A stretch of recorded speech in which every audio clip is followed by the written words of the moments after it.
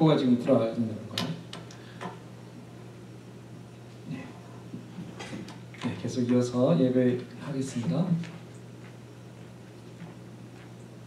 함께 사도신경으로 신앙 고백하겠습니다.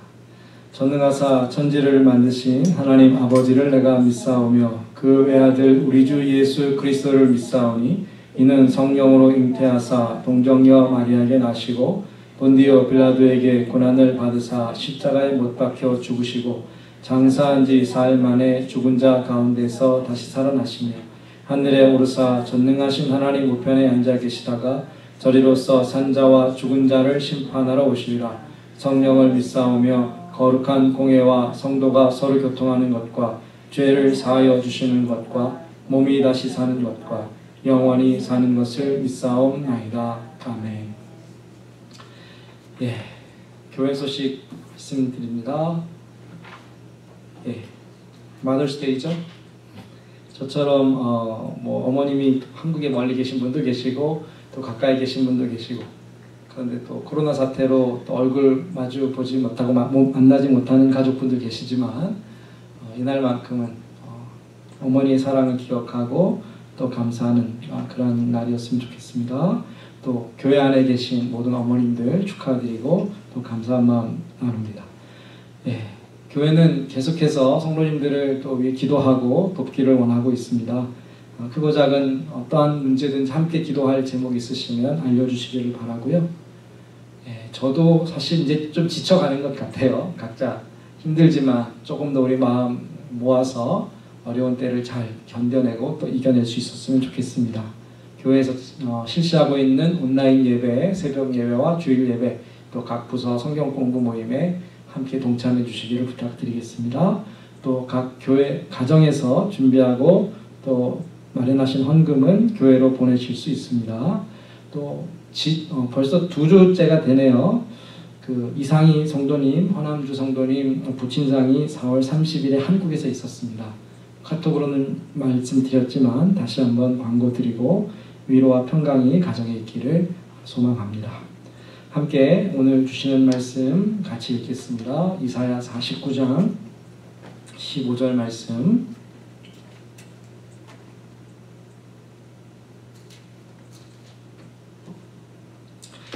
함께 읽겠습니다. 시작.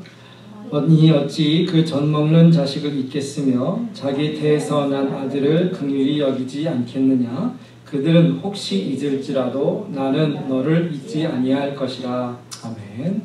오늘 말씀의 제목은 변함없는 어머니의 사랑. 그러나 본래 성경에서 말씀하고 있는 것은 변함없는 하나님의 사랑이죠. 그러나 하나님께서 그 하나님의 사랑을 우리 어머니들을 통하여 부모님들을 통하여 우리에게 알려주시고 또 간접적으로 배우게 하시고 그래서 변함없으신 어머니의 사랑은 변함없는 하나님의 사랑의 그림자다. 이렇게 우리가 이해하면 좋겠습니다.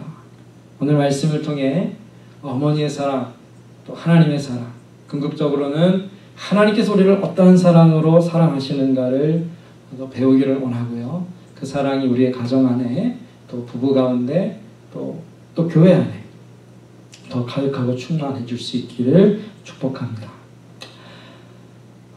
인간이 연약하죠. 가정 안에서도 아픔이 있고 상처가 있을 수 있습니다.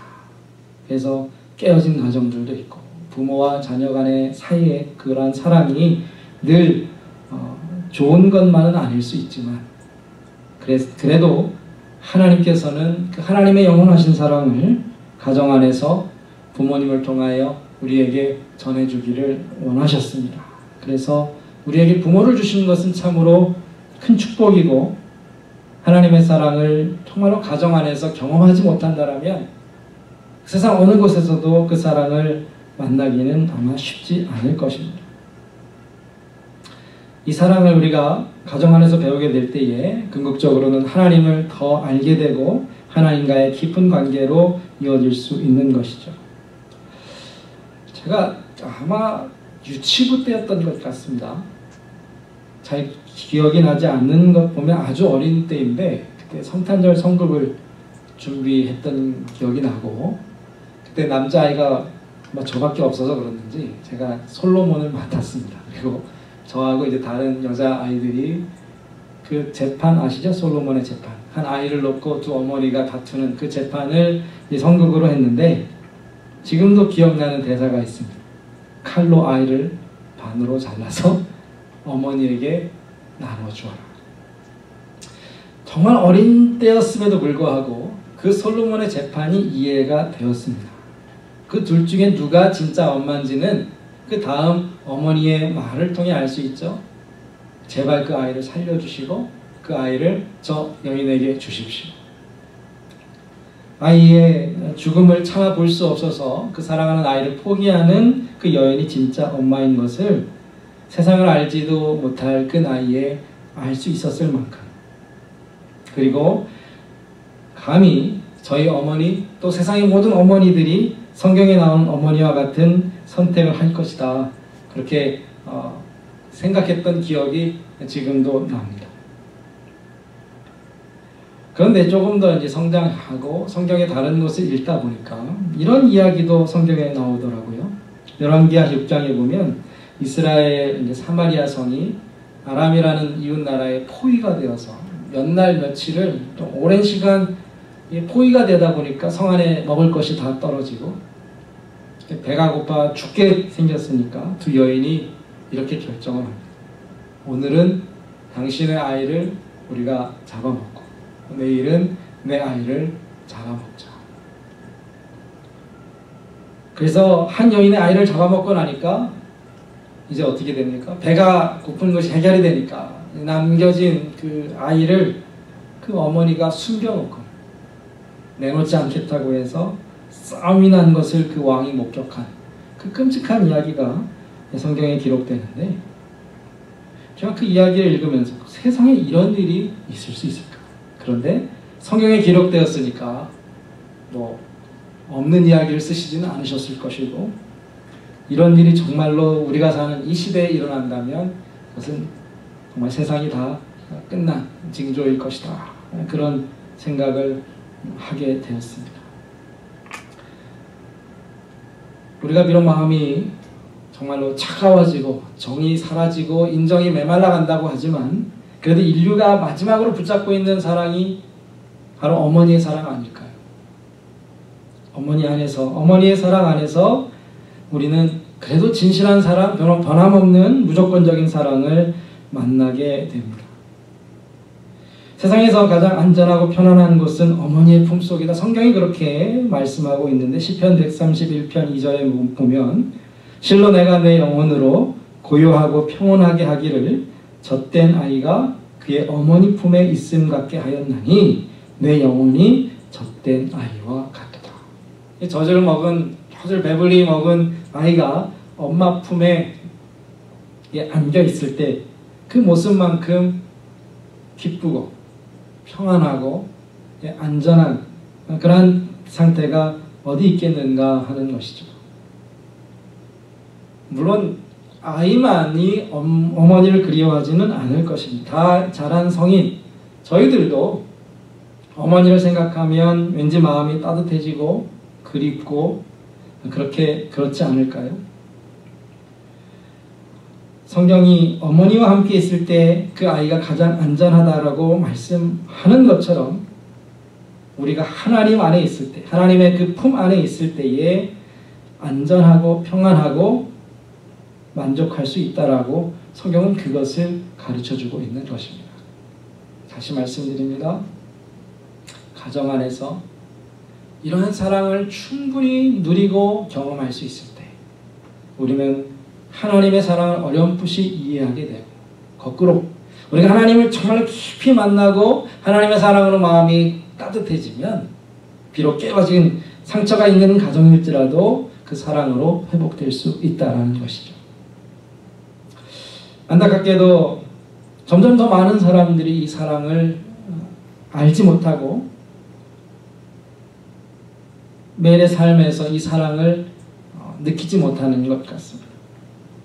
저도 오늘 말씀을 준비하면서 참 힘들었던 것 중에 하나가 세상 제 자신을 돌아보면서 제가 참 별로 좋은 아들이 못 되는구나, 그런 생각을 하게 되었습니다. 어머니의 사랑에 대해서 잊고 있었고 또 고마워하지 못하고 그것을 마음에 간직하지 못하고 살 때가 많이 있었던 것을 후회하고 부끄러워하면서 이 말씀을 대하게 되었는데, 오늘 주시는 말씀을 통하여 먼저는 하나님의 사랑을 우리가 다시 회복하고, 또한 가정 안에서 우리에게 주신 부모님, 특별히 어머님을 다시 한번 생각하면서 주신 은혜에 감사할 수 있기를 바랍니다.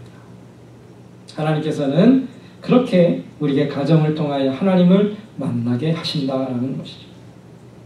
갓난 아기들 같이 순전하고 신령한 젖을 사모하라 그랬습니다. 나는 이제 다 컸는데 무슨 내가 젖을 사모하는가. 어머니 없어도 이제는 다 자라 성인이 내 힘으로 살 수 있지. 그러나 성도 여러분, 하나님께서는 그렇게 정말로 스스로 내 힘으로 내 지혜로 살고자 하는 그러한 마음보다는 나이가 어떠하든 신앙의 연수가 어떠하든 늘 어린아이처럼 겸손하게 젖을 사모하고 하나님의 사랑을 사모하고 그 품 안에 있기를 원하는 그 마음을 더 기뻐하신다라는 것이죠. 우리는 늘 하나님 앞에서 언제나 어린 아이입니다. 하나님의 사랑이 필요하고 하나님의 품 안을 그리워하고, 그리고 그 품 안에 안길 때에 참 위로와 기쁨을 회복할 수 있는 영적인 어린 아이입니다. 하나님 아버지께서 그 자녀들을 결코 잊지 않으십니다. 어머니가 그 자식을 잊을 수 있습니까? 성경은 잊을 수 없다라고 말하죠. 젖먹인 자식을 잊을 수 없고 자기 태에서 자기 몸으로 난 아들을 긍휼히 여기지 않는 부모는, 그런 어머니는 이 세상에 없다라고 말씀하면서 하나님 아버지께서 그 사랑하는 자녀들을 절대로 잊지 않으신다 말씀하십니다. 그런데 우리가 읽지는 않았지만 오늘 말씀 바로 앞에 왜 하나님께서 이러한 이야기를 하셔야만 했는가? 하나님의 자녀들, 하나님의 백성들이 나는 버림받았다, 그렇게 말하고 있기 때문에 우리 엄마 아빠는 내 생각 조금도 하지 않는다. 우리 자녀들이 혹시 그런 불평 집안에서 하나요? 아니면 우리가 우리 부모님을 향해 내가 언제 우리 부모님 덕에 이렇게 컸나, 내 힘으로 고생하며 살았지, 혹시 그러한 마음에 안 좋은 그러한 감정들, 쓴뿌리들이 있다라면 그것이 정말 부모님께서 우리를 버리셨고 하나님께서 우리를 잊으셨던 것이 아니라 우리의 비뚤어진 마음과 우리의 왜곡된 감정이 그 사랑을 우리가 거부하고 멀리하면서 불평하고 원망하고 있다는 것을 우리는 알아야 합니다. 하나님은 변함없이 우리를 사랑하셨는데 하나님의 백성들이 눈앞의 현실과 어려움 때문에 하나님을 의심하고 하나님이 더 이상 우리를 사랑하지 않는다, 그렇게 부르짖고 있는 것이죠. 믿었던 그러한 사람에게, 특별히 기대했던 것을 얻지 못했을 때에 신뢰가 금이 갈 수 있지만, 하나님의 백성들이 하나님을 의심했던 것은 하나님께서 신실하지 않으셨어도 아니고 하나님께서 저들을 버리셔서도 아니고, 저들이 하나님을 버리고 자신의 뜻대로 고집대로 살다가 당한 어려움과 환난 때문에 하나님을 오히려 원망하고 있었던 것입니다. 하나님의 거룩한 성 시온이 무너지고 파괴되고 그들이 지금 눈앞에 바라보고 있는 그 아름다웠던 그 도시는 폐허가 되었습니다. 잿더미가 되었고 무너진 성벽, 그 돌만 굴러다니는 그러한 황무지가 되어버렸습니다. 사실 그러한 장면, 그러한 상황을 바라본다면 과연 하나님 우리를 사랑하시는가? 하나님께서 과연 우리와 함께 하시는가? 불평할 만하죠. 원망할 수 있습니다. 우리 자녀들 마음의 상해서, 엄마 아빠 때문에 마음이 상해서 자기 방에 들어가 이렇게 풀이 죽어 있는 모습을 보면 한편으로는 이해도 돼요. 그래, 마음이 좀 아프겠지. 그래, 엄마 아빠가 그 야단치고 그 꾸지람하고 하면 속상하겠지.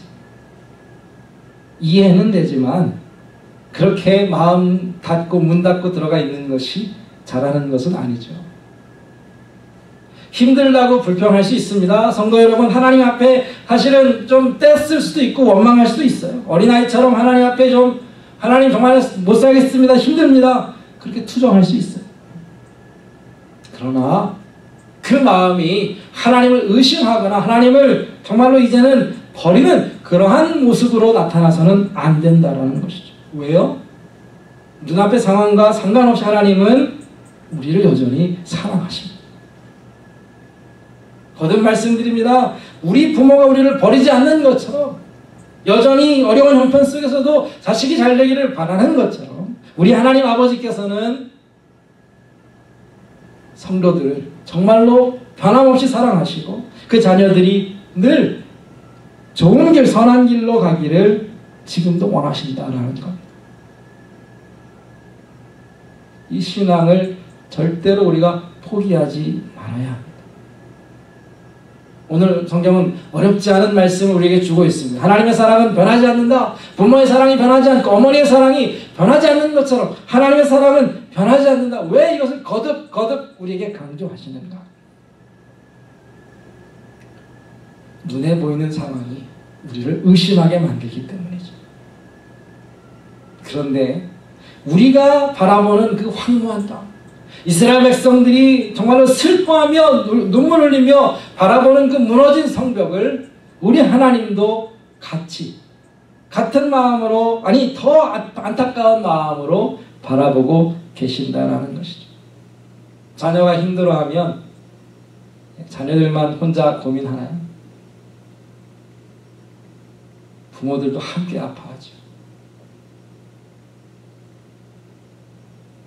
자녀들이 하는 일이 잘 안 되고 실패하고 그래서 막 괴로워하고 힘들어하면 부모들이 잠을 잘 수 있습니까? 제 상식으로는 아마 그렇지 못할 것 같아요. 물론 이렇게 이야기하면서도 부끄럽습니다. 제가 워낙 잠이 많아서 모르겠어요. 인간의 부모는 한계가 있기 때문에 그 마음을 다 헤아리지 못하지만 절대로 자식이 괴로워하고 아파할 때 부모의 마음이 편하지 않습니다. 아니 더 괴롭습니다. 하나님께서는 이스라엘 사람들, 그 자신의 자녀들인 그 이스라엘 백성들의 고통을 모르지 않으십니다. 오늘 보면 바로 다음 16절에 보면 내가 너를 내 손바닥에 새겼고, 하나님의 손바닥에 우리의 이름이 새겨져 있다. 우리가 많이 듣는 말씀 아닙니까? 우리를 잊지 않으시려고 그 손에 우리의 이름을 새겨 놓으셨고 또한 너의 성벽이 항상 내 앞에 있나니 그랬어요. 그 성벽은 무너진 성벽입니다. 우리의 실패를 하나님께서 계속 바라보고 계십니다. 왜요? 고소하다. 그래, 너 정말 하나님 앞에 하나님 말씀 안 듣더니 잘됐다. 이러한 마음으로 바라보시는 것이 아니에요.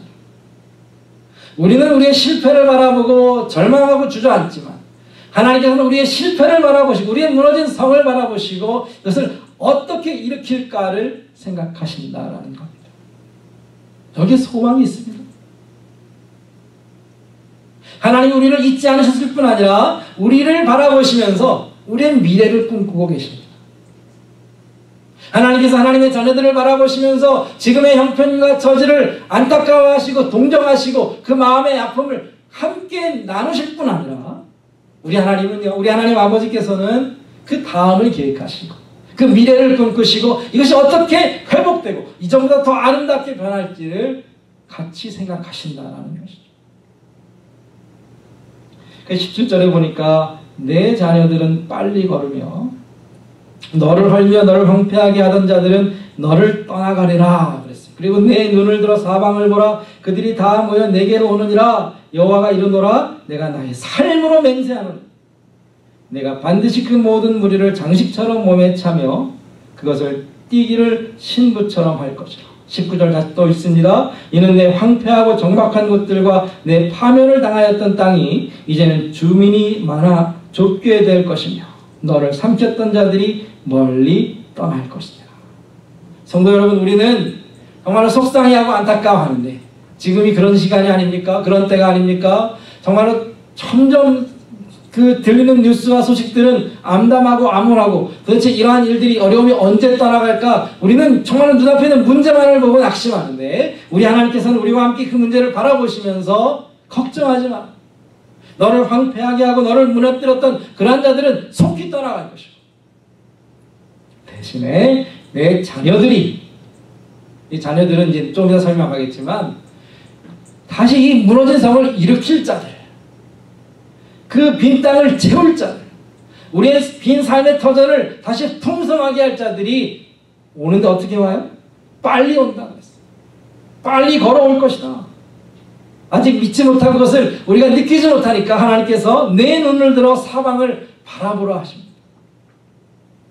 우리가 기운이 빠지면 눈이 땅을 향하죠. 그러나 하나님께서는 눈을 들어 멀리 바라보라. 사방을 둘러보아라. 너를 도울 자들, 너를 일으킬 자들, 너의 그러한 실패를 다시 회복할 자들이 사방에서 오고 있다라고 말씀하고 계십니다. 부모가 자녀를 위한 마음, 자녀를 정말로 양육하고 일으키고 넘어진 그 자녀를 붙들어 세워주어서 다시 힘내어 앞으로 달려가게 하는 그러한 마음, 바람이 부모들에게 있는 것 그 이상으로 우리 하나님께서는 실패하고 무너지고 절망한 하나님의 자녀들을 바라보실 뿐 아니라 그들의 아픔을 나누실 뿐 아니라 그들을 위한, 우리를 위한 더 큰 아름다운 미래를 준비하고 계십니다. 자녀들에 대한 이야기를 해야 하는데 20절에 보니까 자식을 잃었던 때에 낳은 자녀 그랬어요. 자식을 잃었을 때에 낳은 자녀. 지금이야 이 자녀에 대한 마음이 조금 이제 과거와 다를 수 있지만 고대 사회에서 자녀는 굉장히 중요한 의미가 있습니다. 경제적인 그러한 능력도 자녀가 얼만큼 있느냐에 달려있고 어떤 군사적인 능력도 자녀가 얼마나 있느냐에 달려있습니다.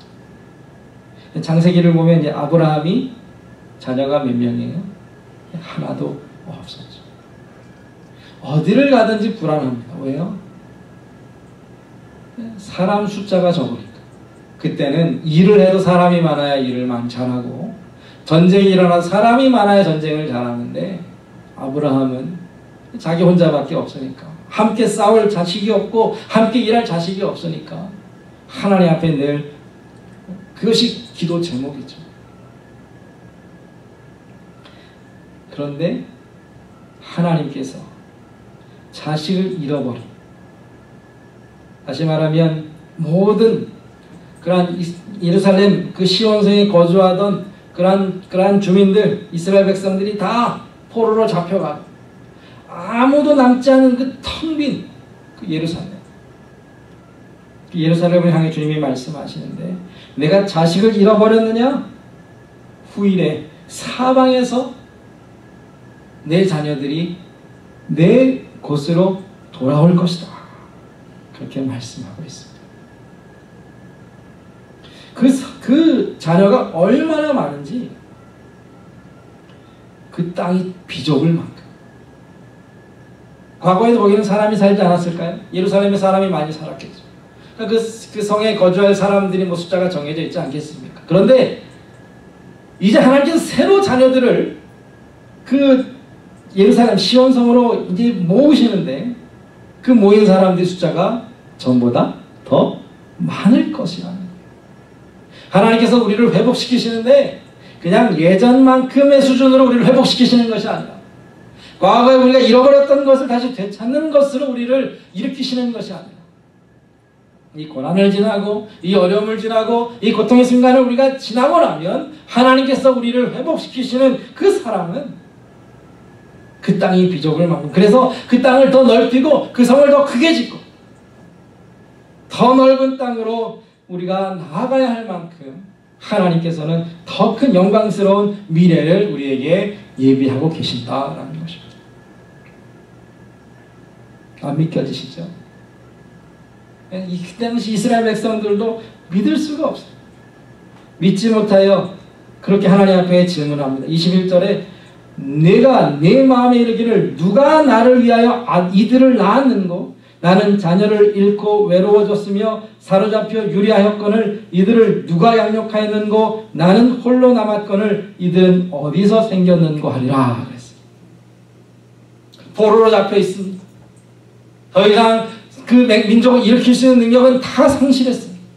다 흩어져서 제멋대로 제각기 살고 있는, 정말로 다시 하나님의 나라를 세울 만한 그런 능력을 다 상실한 이스라엘 백성들, 하나님의 백성들이 더 이상 소망을 잃어버리고 하나님의 그 나라를 꿈꾸지 못하고 흩어져 있는데, 하나님께서 자녀가 많아질 것이다, 내 예루살렘 성이 풍성해지고 가득할 것이다 말씀하시니까 하나님 그것은 안 될 일입니다. 우리는 그 일을 할 수 없습니다.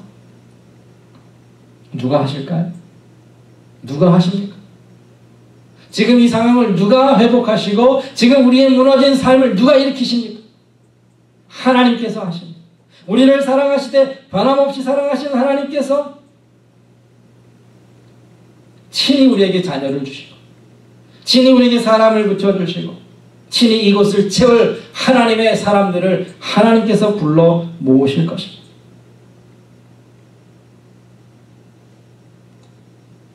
사실 하나님께서 이 자녀에 대한 약속은 영적인 의미가 있는데, 에덴 동산에서 우리가 잘 아는 것처럼 아담과 하와, 특별히 하와에게 준 말씀 중에 내 씨가 뱀의 머리를 상하게 할 것이다. 영적인 의미, 그 구원의 의미가 있지 않습니까? 하나님께서 아브라함을 부르실 때에도 내 자녀가 하늘의 별과 같이 바다의 모래와 같이 많을 것이고 내 씨로 인하여 천하 만민이 복을 받을 것이다, 그렇게 약속하셨는데, 그런데 그래서 아브라함의 가문이 항상 자녀가 풍성하고 늘 아이가 늘 이렇게 태어나는 그러한 가정이었나요? 그렇지 않지 않습니까?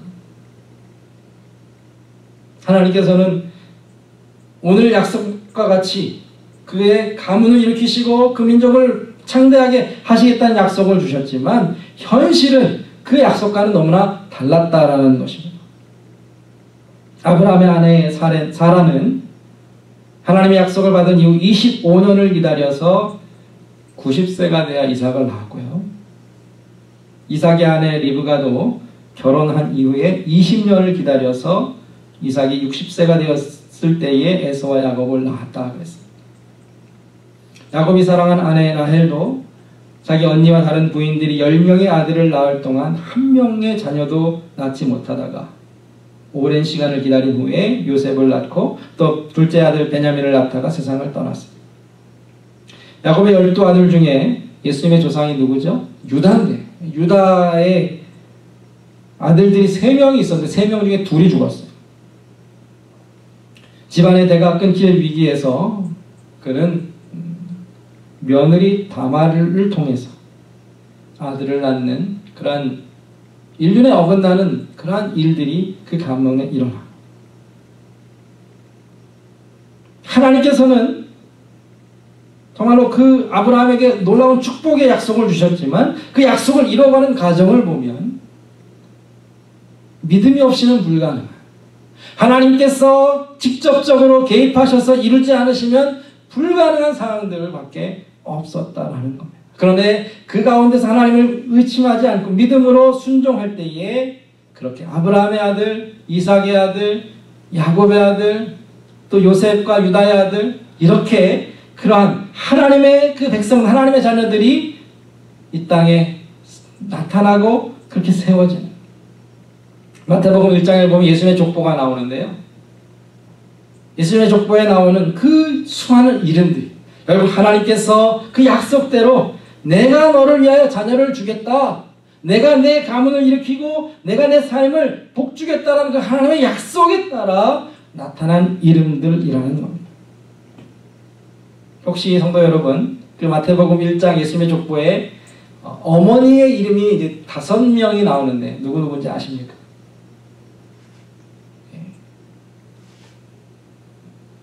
제가 찾아보니까 보통 그 유대인의 족보에는 여인의 이름이 등장하지 않는데 유독 예수님의 족보에는 5명의 여인이 등장하는데 조금 전에 말씀드린 그 유다의 며느리, 그러나 유다의 결국 아내가 된 다말, 라합, 기생이었고 여리고성에서 멸망당해야 했지만 하나님을 믿는 믿음으로 구원받은 라합, 그리고 원래는 모압 여인이었지만 하나님을 믿는 가문으로 시집와서 그 시어머니와 함께 베들레헴으로 돌아온 룻, 그리고 다윗의 아내, 본래는 우리아의 아내였지만 다윗의 간음을 통하여 솔로몬을 낳은 우리아의 아내 바세바, 그리고 결혼하기 이전에 믿음으로 성령으로 잉태하여 예수님을 낳은 마리아까지. 이러한 이야기들을 우리가 곰곰이 생각해 보면 하나님께서 오직 하나님의 능력으로 또 하나님의 약속대로 우리 한 가정 한 가정, 우리의 삶 하나하나를 인도하신다. 우리는 포기하고 절망하고 불가능하다라고 말하는 그 상황 속에서 하나님은 보이지 않는 그 가운데 일하시고 역사하시고 내 눈을 들어 사방을 보라. 절망하지 말고 낙심하지 말고 내 눈을 들어 사방을 둘러보라. 너희의 자녀들이 다 모여 내게로 오느니라 말씀하고 계십니다. 저도 목사로서 성도들을 이제 섬기고 하다 보면 한 영혼을 하나님 앞으로 인도하는 것이 절대로 쉽지 않습니다. 본래 주님을 잘 섬기는 분들과 신앙생활하는 것은 그래도 즐겁고 기쁘지만 전혀 주님을 알지 못하는 한 사람을 사랑으로 섬기고 기도하고 말씀으로 잘 가르쳐서 예수님을 믿도록 인도하고 그렇게 예수님의 사람으로 살도록 하는 그 일이 하면 할수록 안 될 일이다 라는 생각이 들어요. 우리가 은혜교회를 섬기고 있는데 하나님께서 정말로 큰 은혜를 주셔서 이 교회를 우리에게 허락하셨잖아요. 각자의 사연들을, 이야기들을 들어보면 하나님의 인도하심이 있습니다.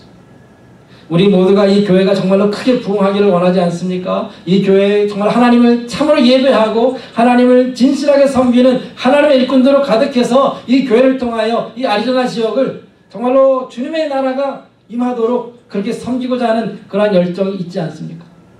저만 있나요? 그러나 열정도 있지만 현실을 부딪히면 안 되겠다라는 그러한 고민도 있죠. 있는 성도들이나 잘 지키고 있으면 그것으로 충분하겠다. 그러한 유혹이 저한테 올 때도 많이 있습니다. 성도 여러분, 그러나 우리 하나님은 하나님의 자녀들을 향한 하나님의 그 마음은 우리와 다르다라는 것이죠. 하나님께서 우리를 회복하시고 우리를 다시 하나님의 곳으로 인도하시고 하나님께서 우리에게 허락하신 이 땅을 황무한 땅, 황폐한 땅이 아니라 정말 하나님의 사람들, 우리의 자녀들이 가득한 땅으로 회복하실 것인데 정말로 이 땅이 좁을 만큼 비좁아서 더 땅을 넓혀야 할 만큼 하나님께서 우리에게 부어주실 축복이 크고 엄청나다라는 사실을 믿음으로 바라보시기 바랍니다. 오늘 마더스데이에 어울리는 설교인지는 모르겠지만 우리가 붙잡아야 될 한 말씀, 하나님의 사랑은 우리 부모가 자녀들을 위해 기도하고 축복하며 정말 자녀들이 잘 되기를 바라는 그 이상으로 하나님께서는 우리 한 영혼 하나님의 자녀들의 삶을 인도하시는데 특별히 실패하여 무너진 정말로 소망을 잃어버린 그런 절망적인 상황 가운데 하나님께서 새 일을 이루실 것입니다. 그 새 일은 과거와는 비교할 수 없을 만큼 놀라운 축복이며 은혜인 것을 받아들이시기 바랍니다. 하나님의 말씀대로 우리의 눈을 열어 하나님을 바라보니 어찌 어미가 그 젖먹이는 자녀를 잊겠으며 자기 태에서 난 아들을 긍휼히 여기지 아니하겠느냐. 그들은 혹시 잊을지라도 하나님께서는 우리를 잊지 않으시는 이 사랑으로 인하여 다시 소망을 붙잡고 하나님께서 주신 비전을 사모하는 모든 성도들 되기를 축복합니다. 함께 기도하겠습니다. 이 시간 주님 앞에 우리 합심하여 기도하기를 원합니다. 먼저는 우리의 마음에 하나님을 향한 믿음을 회복하셔서 하나님의 사랑이 우리에게 충만하고 크고 위대한 그 사랑으로 우리를 날마다 인도하신다라는 이 사랑으로 우리의 마음이 위로받고 힘을 얻고 젖된 아이가 그 어머니 품에 안김같이 우리도 날마다 그 하나님의 품 안에서 만족하고 기뻐하고 평강을 누릴 수 있는 삶을 주시도록 우리 자신과 교회에 속한 모든 성도들을 위해 기도해 주시기를 부탁합니다. 함께 합심하여 기도하겠습니다. 하나님 아버지 감사합니다. 부족하여 연약하여 쉽게 의심하고 또 낙심하고 하나님 아버지 근심하고 염려하는 순간에 마치 어머니가 자식을 품에 안듯이 우리를 날마다 품어주시는 그 하나님을 바라봅니다. 하나님 아버지 우리는 연약하고 부족하지만 하나님을 의지하여 그 사랑 안에 다시금 힘을 얻고 하나님 미래를 꿈꾸며 하나님 절망 가운데 소망 하나님 낙심 가운데 용기를 얻게 하여 주시옵소서. 하나님 아버지 눈에 보이는 것을 인하여 하나님 우리의 마음을 잃지 않게 하시고 우리와 늘 여전히 함께 하시고 우리를 지키시는 그 하나님을 바라보므로 하나님 정말로 날마다 기쁨으로 살아가는 모든 성도들 그 가정들 다 되게 하여 주시옵소서. 하나님 아버지 우리를 일으켜주시고 우리를 회복시켜 주시고 하나님 안에서 믿음으로 살게 하여 주시옵소서. 예수님의 이름으로 기도합니다. 우리 찬송가 304장 함께 찬송하겠습니다.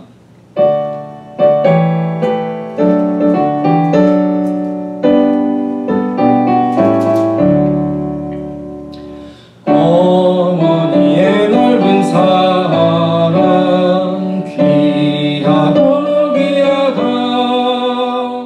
그 사랑이 언제든지 나를 감싸줍니다. 내가 울 때 어머니는 주께 기도드리고 내가 기뻐 웃을 때에 찬송 부르십니다. 4절입니다.